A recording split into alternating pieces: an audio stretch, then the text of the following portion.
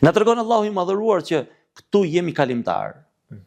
Dhe na tregon që nuk duhet të brengosemi aq shumë, sepse kjo është kalimtare dhe ajo që duhet të brengosemi realisht është dita e gjykimit, është ahireti. Njeriu kur mendon për ahiretin, këtë dynja e kalon më lehtë. Sepse është tamam si puna e atij që vrapon në maraton dhe qëllimin e ka për 10 kilometra. Nëse ai qëllimin e ka për 10 kilometra, 5 kilometrat ai i ka pa problem. Se e ka brenda 10 kilometrashit. Synimin e ka më larg. Njeriu nëse synimin e ka vetëm për këtë botë, ai synon të shkoj vetëm tek 5 kilometrashi i parë dhe kjo e lodh, sepse synimi deri aty është.